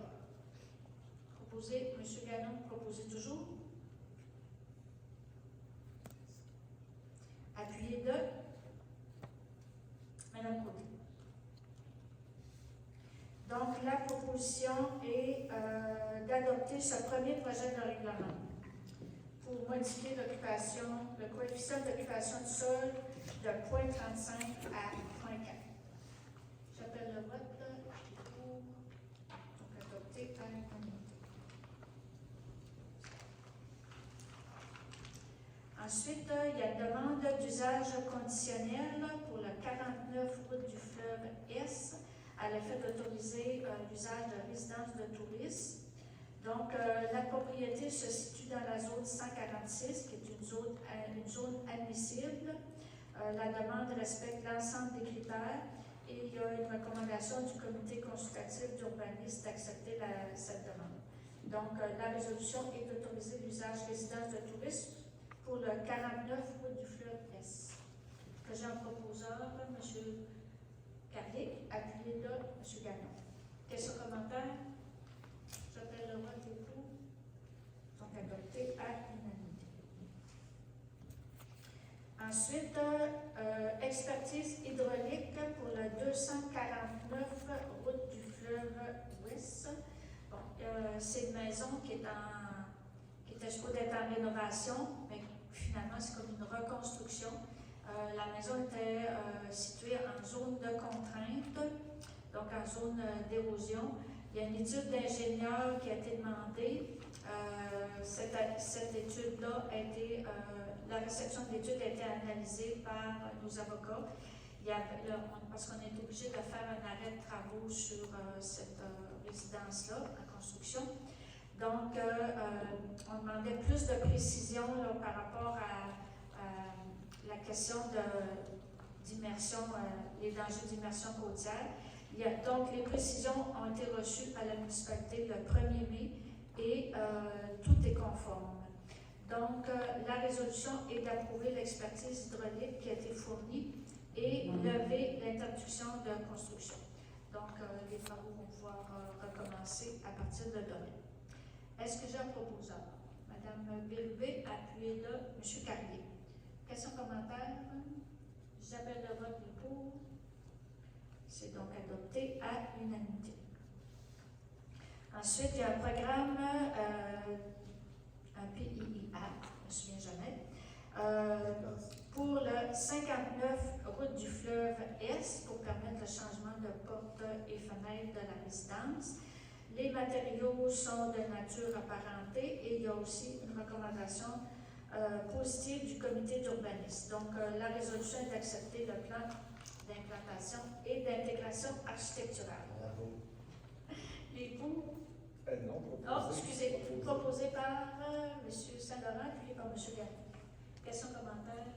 J'appelle le vote les pour. C'est adopté à l'unanimité.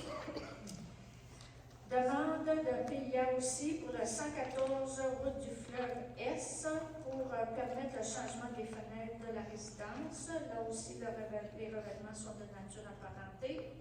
Et il y a une recommandation positive du comité d'urbanisme. Donc, la résolution est d'accepter le plan d'implantation et d'intégration architecturale. M. Gagnon, appuyez-le. M. Carré. Question, commentaire? J'appelle le vote les pour. C'est donc adopté à l'unanimité. Il y a une demande de démolition pour la propriété qui est située au 197 route du fleuve Ouest. Donc, ça nous avait été présenté lors du dernier conseil, mais nous avons actuellement un règlement sur les démolitions, règlement que toutes les municipalités doivent avoir parce que le gouvernement nous oblige au niveau des municipalités à avoir ce type de règlement-là. Donc, il fallait que ce soit affiché, l'intention de démolition. Donc, le Conseil a pris connaissance de la demande pour la propriété située au 197 route du fleuve Ouest, qui vise à démolir une maison mobile qui a été construite en 1971, un garage, une serre et un abri. L'installation septique actuelle, soit un puisard, sera démantelée et remblayée. La propriété n'est pas inventoriée au niveau du répertoire du patrimoine culturel. Et la démolition vise à assurer le contrôle de la démolition de... Notre règlement, lui, vise à assurer le contrôle de la démolition de tout immeuble visé en interdisant la démolition à moins que le propriétaire n'ait au préalable obtenu un certificat d'autorisation, etc.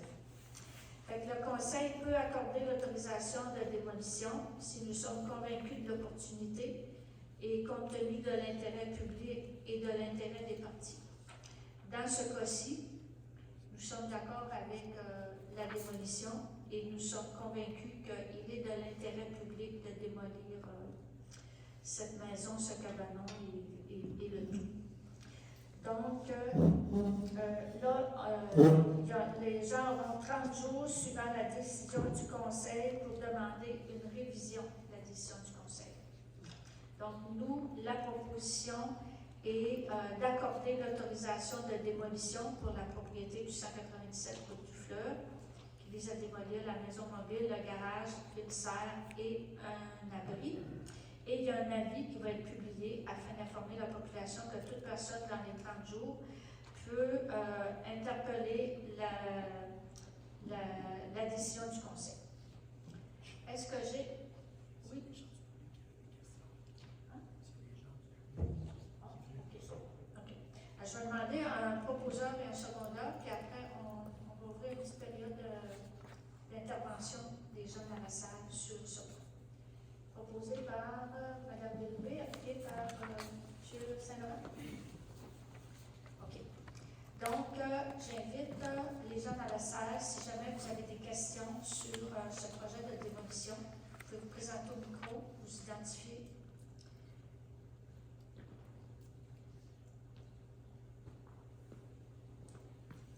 Bonjour, mon nom c'est Bruno Pouliat, et puis c'est moi le démolisseur. C'est que il y avait aussi permis, c'était inabordable pour démolir. Parce qu'il y a un coût pour avoir un permis, il y a un prix qui était de 500 $. Ça, j'avais demandé de réviser ces prix-là. Bon, il y avait ça qui était dans ma demande. Et puis l'autre affaire, pourquoi attendre un mois avant de commencer à démolir cette phase pour reconstruire? OK. Je vais demander, M. Côté, pour le 500 pardon? OK. Je vais dire pour le 500 pour le permis, ça, c'est dans le règlement. Fait que là, aujourd'hui, on ne modifie pas le règlement. On dit, il y a un règlement de démolition qui existe à la municipalité. Vous avez fait une demande de démolition, donc on y va selon ce qui est prévu au règlement. J'avais parlé à notre réunion. Micro, je que Ah, c'est ça.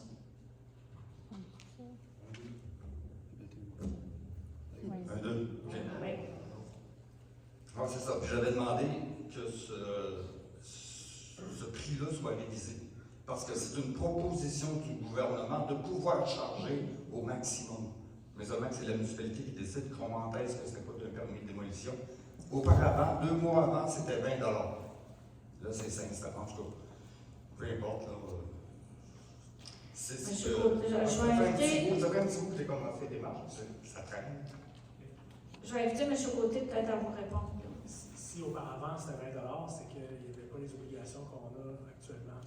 Donc maintenant, on est obligé de faire des parutions dans des journaux, puis ça couvre uniquement les frais de parution de 500 $. C'est la même raison pour laquelle les demandes de dérogation de heure puis les demandes de modification et demandes de zonage ont des frais plus élevés, c'est pour couvrir les frais de parution dans des journaux, des avis publics. Bon. Mais c'était pas le même avant ça. Pourquoi que ça coûtait 20 $? Le 500, c'est pas les mêmes choses, c'est les mêmes. C'est le même permis. Ça n'a aucun bon sens. Et puis pourquoi attendre un mois? Il me semble que c'est long. Ça fait longtemps, ça fait 3 ans que c'est pas habité, 4 ans. Oui, mais la raison, monsieur, là, c'est que le règlement de démolition, là, il est fait pour n'importe quelle bâtisse que quelqu'un dans la municipalité voudrait démolir. Ça pourrait même être un bâtiment matrimonial, excusez. Donc, non, mais je comprends votre situation particulière. Mais nous, on a un règlement qui s'applique pour l'ensemble de la municipalité. Donc, on se doit d'appliquer ce règlement-là. Puis dans le règlement, on doit prévoir un délai pour que quelqu'un qui veut s'opposer à la destruction ou à la démolition de votre résidence. Okay. Puis ce 30 jours-là commence aujourd'hui ou il a commencé dès l'affichage? C'est suivant la décision, donc c'est à partir de demain. Ça veut dire que c'est pas avant le mois de juin que je peux enlever une planche après ça. Désolée. Pas d'autres questions sur la démolition? Ça va? Donc, on serait rendu à l'adoption de la résolution pour permettre la démolition de la propriété du 197 route du fleuve Ouest. J'avais un proposeur secondaire. Donc, est-ce que d'autres questions, commentaires de la part du Conseil? J'appelle le vote les pour. C'est donc adopté à l'unanimité. Ensuite, adoption du règlement du plan d'urbanisme pour modifier l'affectation de 2 zones qui sont habitation de faible densité à habitation de moyenne densité. Ça concerne le développement, ce qu'on appelle le développement de la fraisière et la rue des Marais. Donc, la loi là, sur l'aménagement et l'urbanisme nous permet de modifier le règlement en tout temps. On souhaite modifier notre plan d'urbanisme pour s'adapter aux nouvelles réalités, notamment en matière de développement durable et en matière d'offres de logement. Donc, on souhaite modifier l'affectation de 2 zones, habitation de faible densité en habitation de moyenne densité. L'avis de motion a été présenté par Mme Marie Côté le 22 janvier dernier. Donc, on serait prêt à faire l'adoption du projet de règlement. J'ai besoin d'un proposeur, Mme Côté, appuyé de M. Carrier. Est-ce qu'il y a des questions ou des commentaires? J'appelle le vote et tout. C'est donc adopté à l'unanimité. Ensuite, dans l'autre, on vient de faire une modification au plan d'urbanisme. Là, ce serait la modification au niveau du règlement de zonage. Donc, ça, c'est pour particulièrement la rue des Marais. Dans le fond, c'est la rue il y a la rue des Coquillages, la rue des Marais qu'on fait, où on est subventionné par le ministère de la Sécurité publique.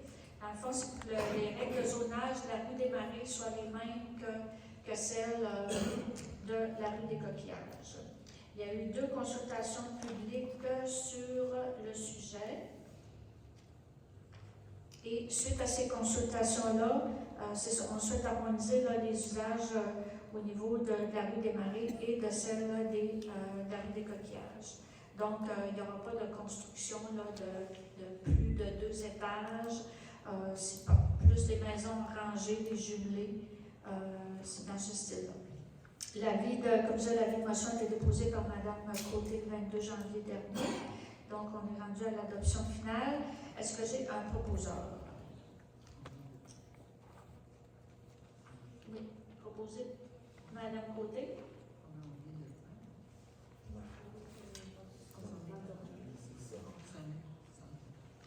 Mme Côté, proposé. OK. Est-ce que j'ai un second appuyeur? Mme Bélubé.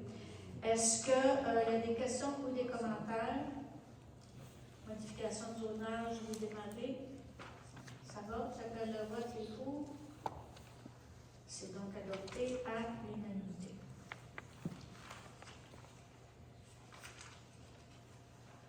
Ensuite, nous sommes rendus au point loisirs. Il y a le relais à vélo, M. Aldo Deschênes, de la Fondation Santé Rimouski. Donc, résolution pour que le Conseil autorise les cyclistes du relais à vélo Aldo Deschênes, qui est organisé par la Fondation Santé Rimouski, à traverser la municipalité samedi le 15 juin, conformément à l'itinéraire qui nous a été soumis. Est-ce que j'ai un proposeur? Mme Bélubé, appuyé de M. Saint-Laurent. Questions, commentaires? J'appelle le vote, les pour. C'est donc adopté à l'unanimité. Demande de paiement de facture pour l'organisme Sentier de ski de fond. Il y a eu des problématiques là, avec le CPTAQ parce que le chalet était un petit peu sur le territoire de la pépinière.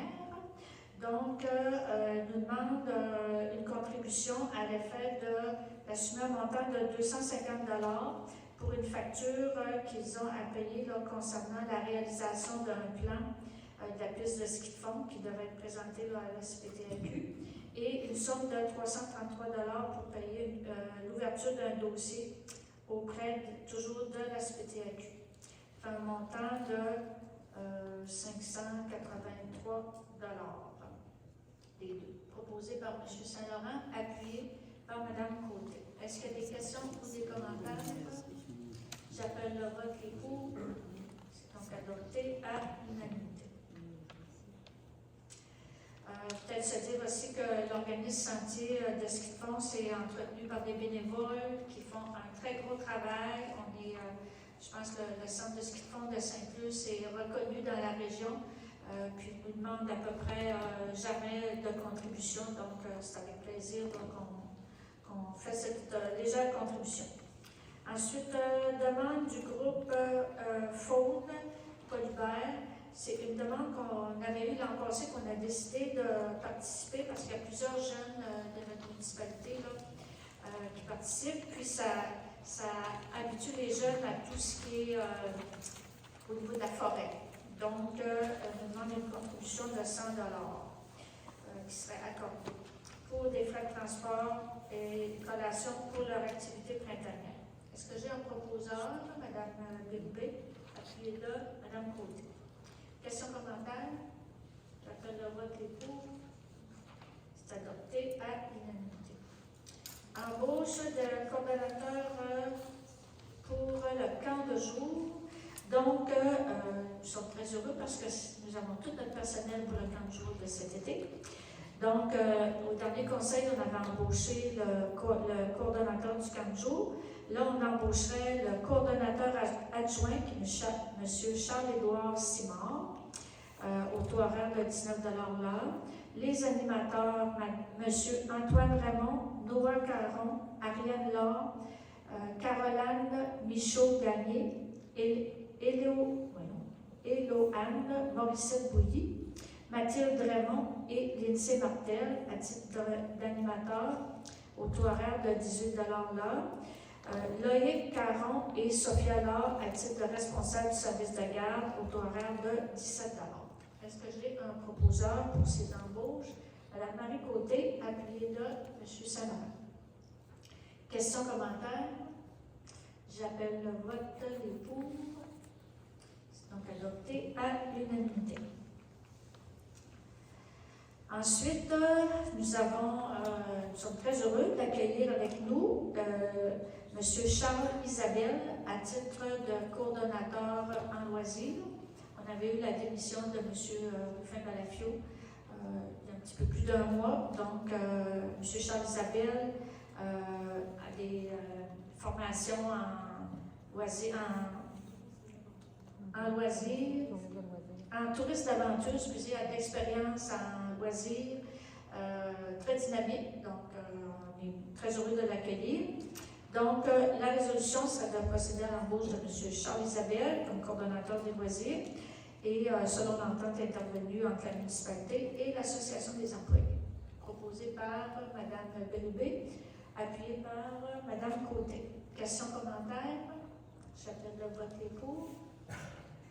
Donc, adopté à l'unanimité. Ensuite, au niveau des travaux publics, adoption d'une dépense de 80 185 $ et d'un règlement d'emprunt.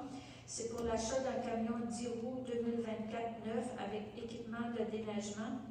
Ça, c'est le projet de coopération intermunicipale qu'on a avec Sainte-Flavie. Donc, le camion sera acheté par les 2 municipalités et c'est subventionné par le gouvernement à 60 %. Tantôt, je vous disais, pour le camion incendie, il n'y avait plus d'argent, mais cette demande-là avait été faite avant, donc on peut bénéficier de la subvention. Et ça va permettre, là, on a eu la subvention pour le camion, on a la subvention aussi pour l'embauche d'un chauffeur de camion qui va être partagé dans les 2 municipalités.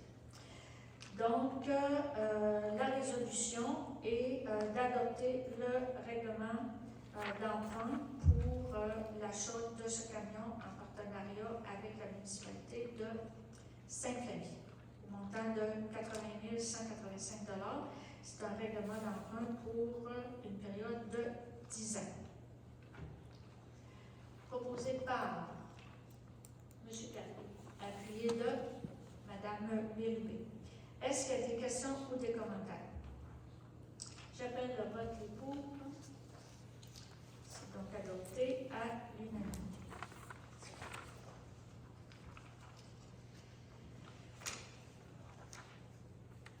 Ensuite, un mandat à Atkins Realis pour la réalisation de travaux dans le rang 3S. Donc, vous savez qu'on a eu une subvention d'un peu plus de 7 millions pour la phase 2 du rang 3S, qui est subventionnée à 90 %. Donc, pour la réalisation des travaux d'un service professionnel en génie civil, c'est la firme Atkins Realis qui a produit les plans et devis. Et ils ont présenté une proposition d'honoraires pour les services de génie civil pour les travaux à faire à cette étape-ci. Donc, c'est pour un montant de 100 750 $. Et ça fait partie de la subvention que nous avons reçue. Donc, la proposition est que le mandat soit octroyé à la firme Atkins Realis pour la réalisation des travaux tels que présentés dans une offre de service que nous avons reçue de Mme Marie-Christine Pagé, de la firme Atkins Realist qui est daté du 6 mars pour la somme de 100 750 $. Est-ce que j'ai un proposeur? Mme Bélubé, appuyé de M. Carrier. Questions, commentaires? J'appelle le vote des pour. C'est adopté à l'unanimité. Ensuite, embauche à titre de permanent de M. Vincent Lausier-Dauteuil. M. Dauteuil travaille pour la municipalité depuis le 5 septembre 2023. Il a été rencontré par le comité ressources humaines pour la fin de sa période d'approbation et il y a une recommandation favorable de procéder à son embauche comme employé permanent, proposé par Mme Bélubé, appuyé par Mme Côté. Questions, commentaires? J'appelle le vote des pour. C'est donc adopté à l'unanimité. Ensuite, désignation des personnes autorisées à faire des modifications auprès de la Corée. Il fallait modifier le nom de la personne, étant donné que c'est M. Robert Roger, qui est actuellement directeur du service incendie par intérim pour la municipalité de Saint-Plus. Donc, c'est pour l'autoriser à faire les modifications nécessaires à la Corée. Proposé par M. Saint-Laurent, appuyé par Mme Bébé. Questions, commentaires? J'appelle le vote. Adopté à l'unanimité.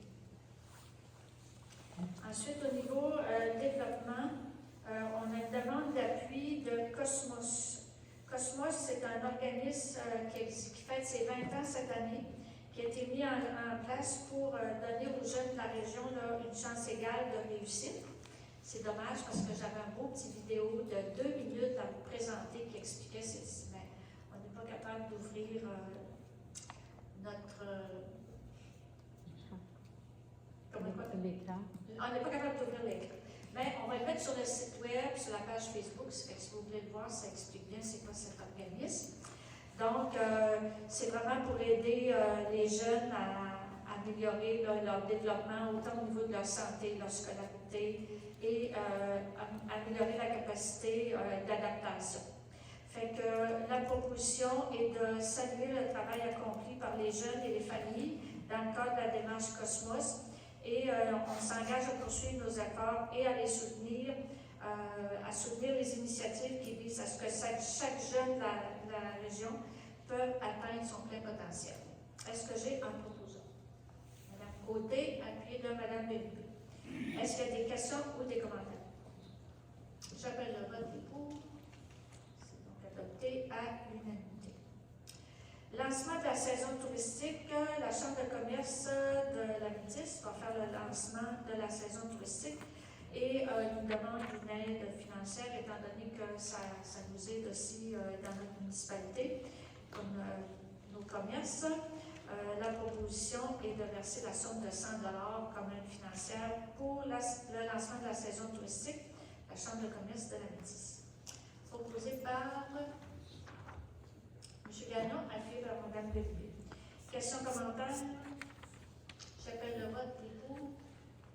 C'est donc adopté à l'unanimité. Ensuite, embauche de M. Francis Huet et Robin Proux à titre d'agent de stationnement. Donc, c'est ça, c'est de procéder à leur embauche selon l'entente qui est intervenue entre la municipalité et l'Association des employés. Proposé par Mme Bélubé, appuyé par M. Sanon. Questions, commentaires? J'appelle le vote des pour. Adopté à l'unanimité. Projet de garderie.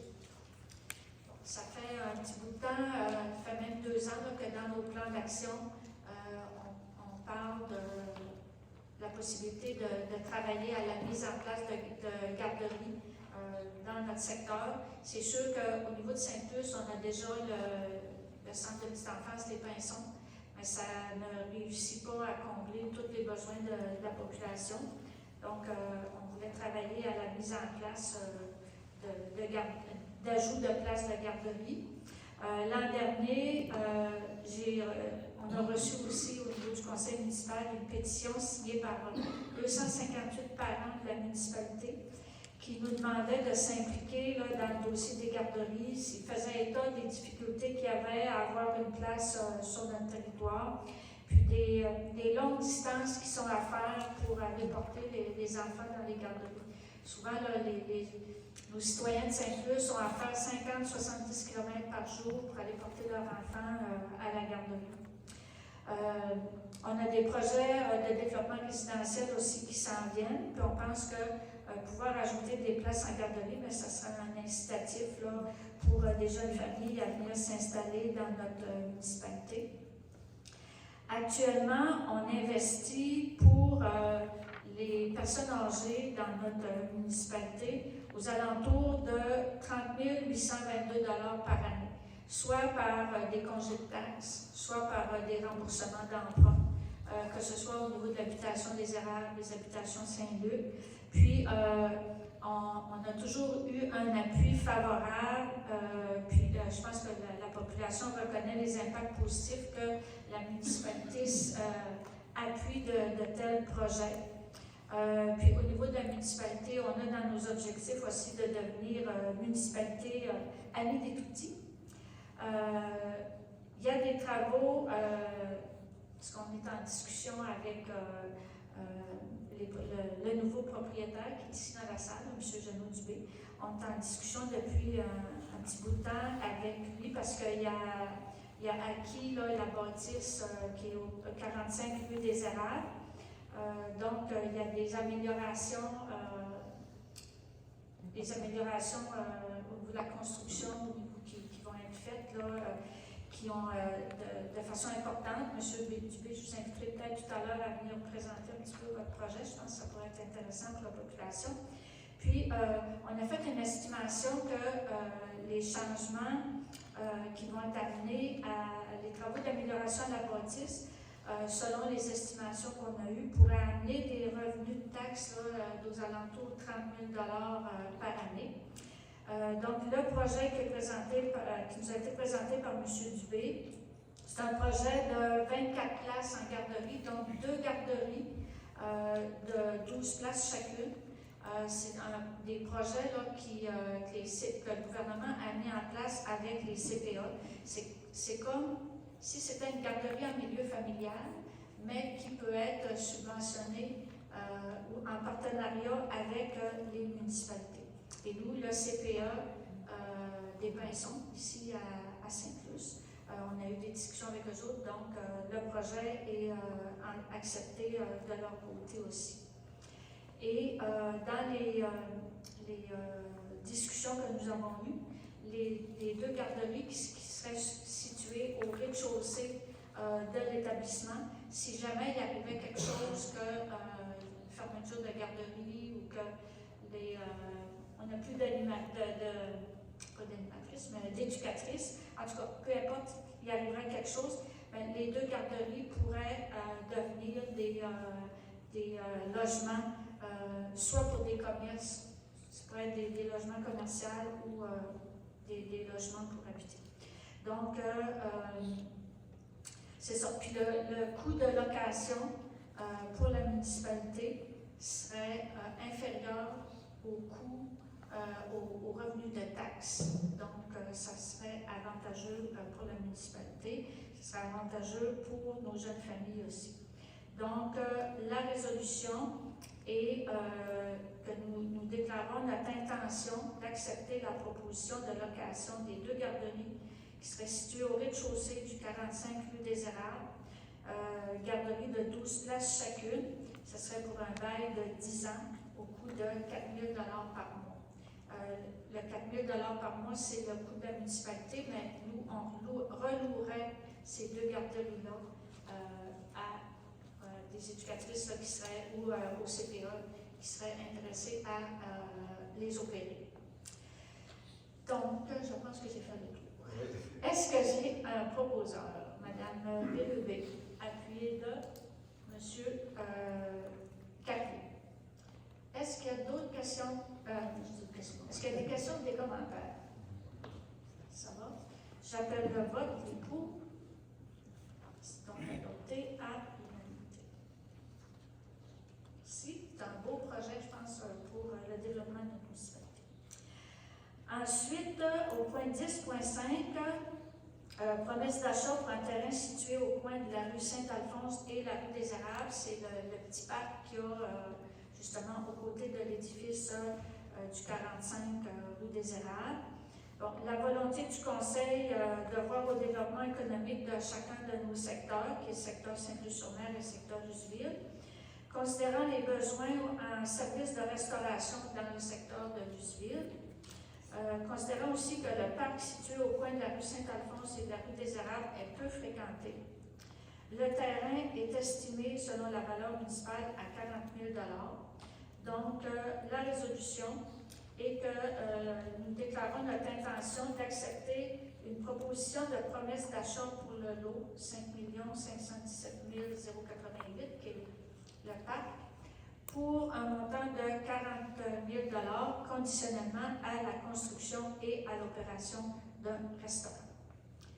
Est-ce que j'ai un proposeur? M. Carnier, appuyé de M. Saint-Laurent.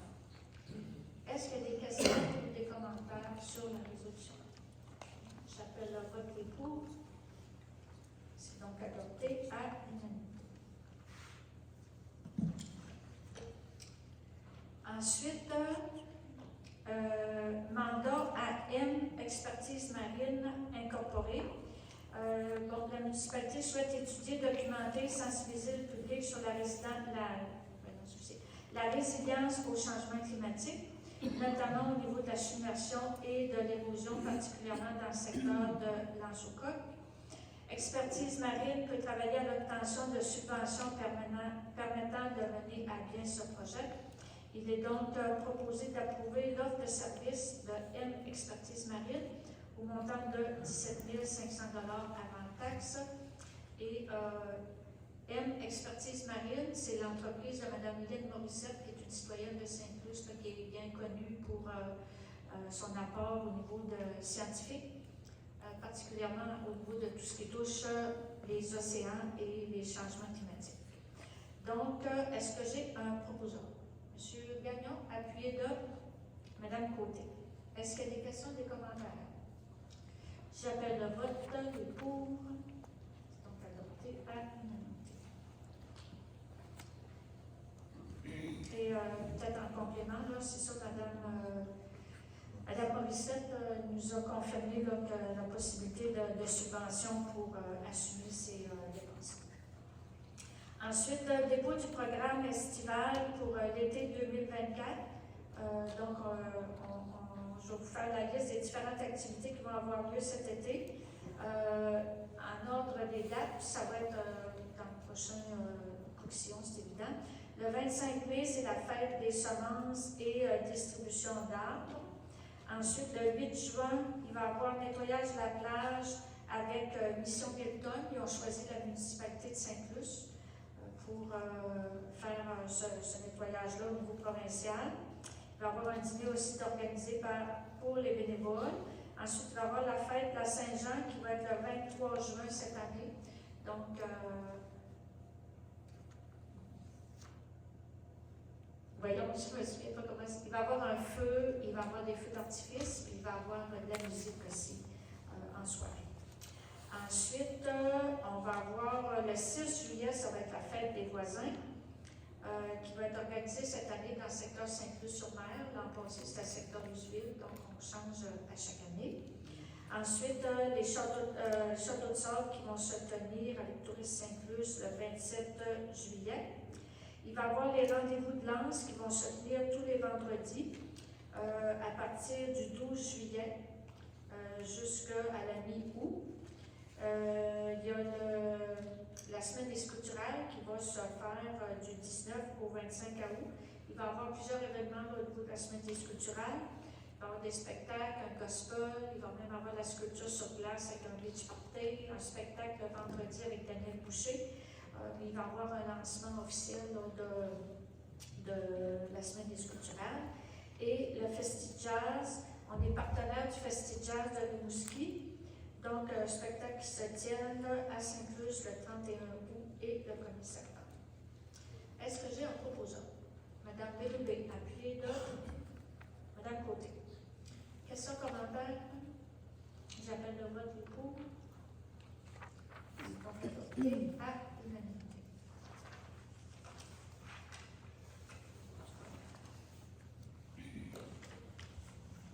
Ensuite, avis de motion pour un emprunt de 121 963 $.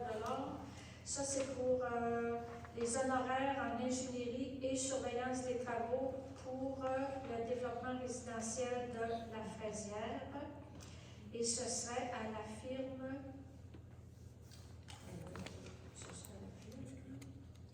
La FQM. Pourquoi je le vois pas?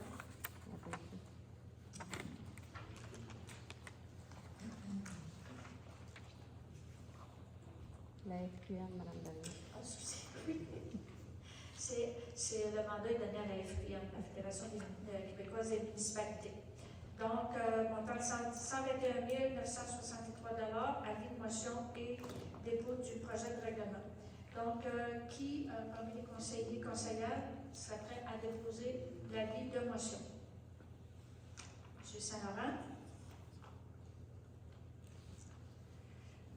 M. Saint-Laurent, est-ce que vous déposez, vous acceptez de faire le dépôt aussi?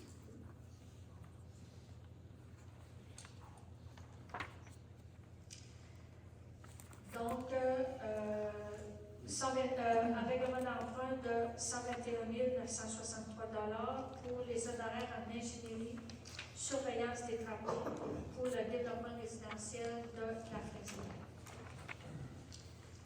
Le vote officiel va se faire lors du prochaine réunion du conseil.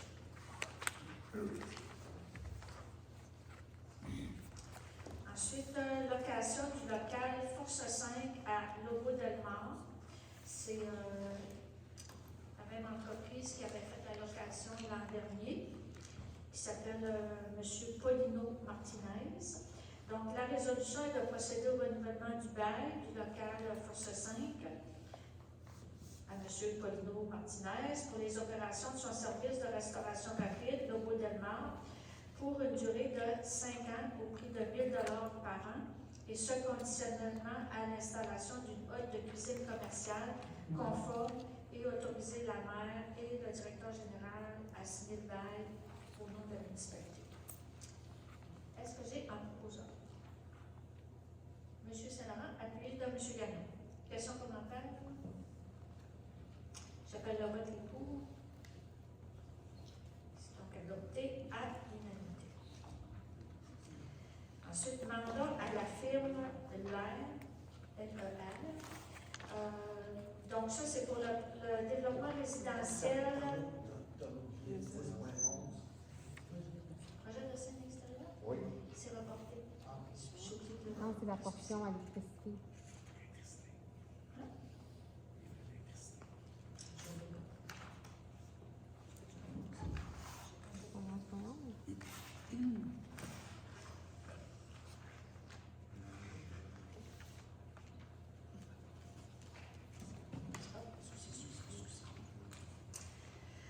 Donc, projet de scène extérieure sur le terrain du marché public. Donc, il y a une scène extérieure qui est organisée là, pour la tenue des spectacles en plein air. Ce projet fait partie du plan d'action 2024, mais aussi du plan triennal d'immobilisation. Et toute la construction de la scène, la mise en place de l'électricité, l'achat des éclairages et du système de son qui sont à venir, c'est fait à partir d'un fonds que nous avons créé. Lorsqu'il y a eu les dernières élections, on avait accepté de renoncer aux jetons de présence. Ça fait un montant de 30 000 $ par année. Donc, ce montant-là est mis dans un fonds qui sert à des projets communautaires. Donc, pour l'année 2024, le Conseil a décidé de prendre ces fonds-là pour organiser la scène extérieure sur le terrain du marché public. Donc, là, c'est pour toute la question de l'électricité. C'est au montant de 8 999 $. C'est une soumission des électriciens Jacques Bélibé. Donc, est-ce que j'ai un proposant? M. Carrier, appuyez là. M. Gagnon. Est-ce qu'il y a des questions ou des commentaires? J'appelle le vote. Donc, adopté à l'unanimité. Mandat à la firme LER ça, c'est pour le projet de développement résidentiel autour de la grande maison. On a fait l'achat de la rue pour le développement en vue d'y installer des infrastructures d'aqueduc et d'égouts. Le mandat a été donné à la Fédération québécoise des municipalités pour préparer les plans et devis. Et là, il est nécessaire de procéder à une étude géotechnique pour connaître la nature du sol. Donc, la résolution est d'octroyer le mandat à la firme LAIR pour la réalisation de l'étude géotechnique dans le cadre du développement résidentiel autour de la grande maison, telle que présentée dans une offre de service professionnel qui date du 30 avril, que nous avons reçue de M. Ludovic Couture au montant de 23 194,19 taxes incluses. Et nous autorisons M. Jean Robidoux, chargé de projet, à signer au nom de la municipalité l'entente à cet effet. Et peut-être confirmer que ce montant est inclus dans les montants qui avaient été identifiés là, pour toute l'ingénierie de la mise en place pour la mise en place des infrastructures.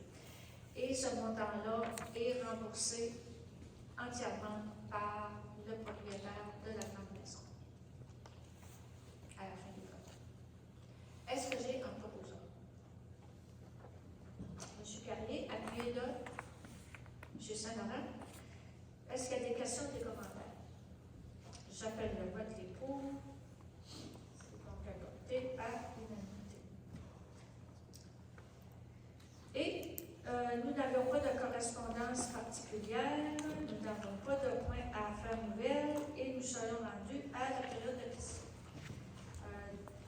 Dans un premier temps, j'invite